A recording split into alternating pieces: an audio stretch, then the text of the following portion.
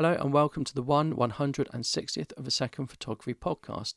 Today's episode is about drones. I was lucky enough to go to a drone event, a socially distanced drone event where we had various people flying their drones. I flew my drone. For those who don't know, I recently bought a drone and I did an episode of should you buy a drone? Because you are restricted in where you can fly your drone. It is a bit of a hassle. I came to the conclusion in that episode, and I spoke about this, that if you go out places and you go visit places and you go to remote places, a drone is great. You can fly it, you can get good video, good photography, some good aerial shots, fantastic. I still believe that's true, but that was reinforced at this drone event. So I've got the Mavic Mini, which is very small, very light. It's under 250 grams deliberately to get past specific regulation. And I got to see other people's drones.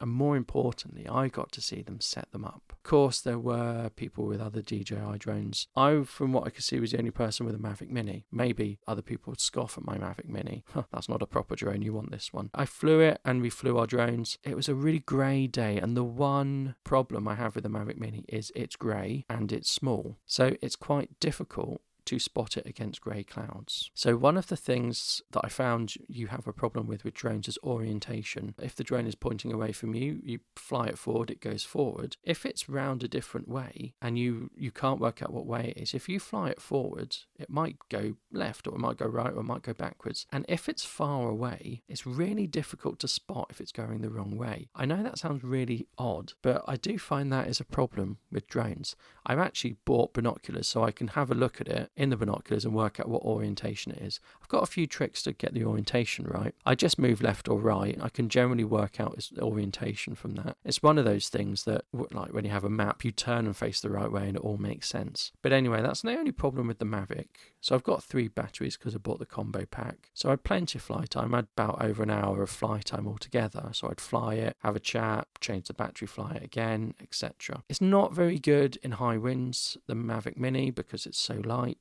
So I got quite a lot of warnings. If I went up high, it said strong winds and it really wears the battery down. And of course you risk losing it as well. Or it will run out of battery and it will be, you'll have to go fetch it. So if it was up high and it said strong wind, I brought it down to a lower level, brought it down closer to ground level, and it was fine. So other people had their drones. We had someone a couple of people I should say, who had racing drones, and they're ultra light and they don't have so much of the technology that a DJI drone would have and a Mavic Mini has. And it's not about photography, although some of them had a GoPro strapped on and they went really quickly and they could do flips and stuff, and my Mavic can't do flips, but I didn't really buy it for that. And people would put on FPV goggles so they could fly their drone from the point of view of the drone rather than line of sight like I do. And interestingly, you think you could probably fly at FPV by looking at your smartphone and working out what's going on, but really you need to keep an eye on your drone. If you take your eye off and you look at your smartphone or what the drone's camera can see, you're likely to crash it into something. So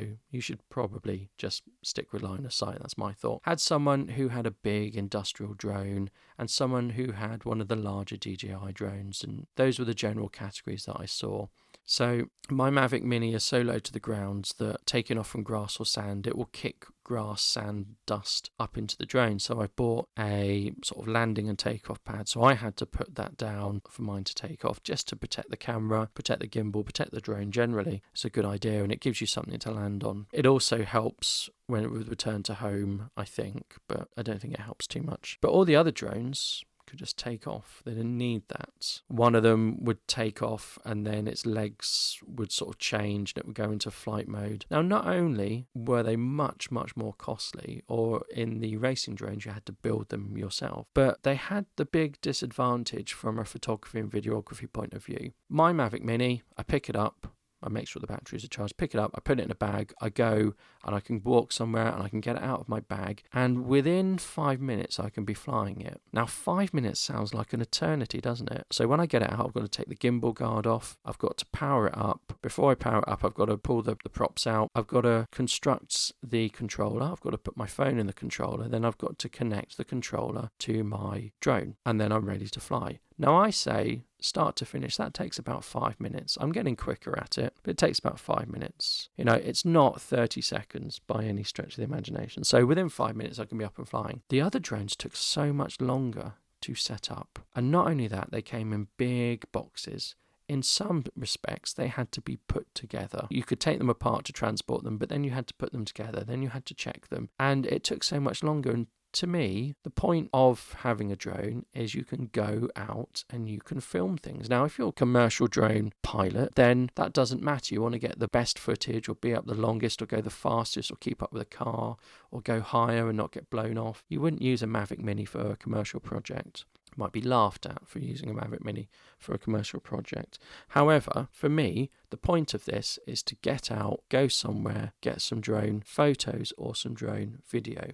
And watching everyone else set theirs up and watching them tear theirs down, I did think, I have made the right choice here, because I'm more about getting the photo, getting the video, than flying. The flying part is enjoyable, but I got it really for photo and video, and that's my main thing really. If I go flying, I want to take a video or take a photo, even if it's just of me, a drone selfie, as I call it. So I did think that really getting a bigger drone, while you can fly in high winds, while you can go faster, you can go further. Due to the restrictions, I don't think I'd want any of those anyway. I don't want to fly faster, further or higher, because I'm worried about losing my drone, and there are various other things restricted by people. You can't go too far anyway. But it just took ages to set up.